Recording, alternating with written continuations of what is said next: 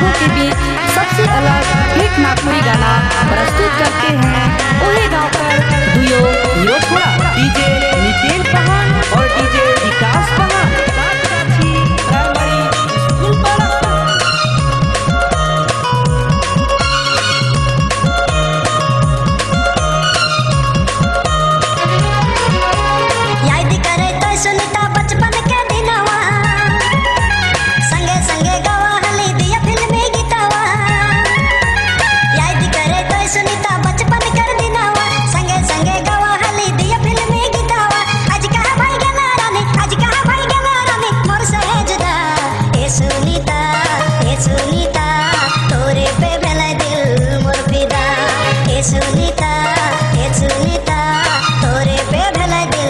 नौका डिस्ट्रिक्ट आदिवासी पाड़ा में बिहाबाड़ी आवेला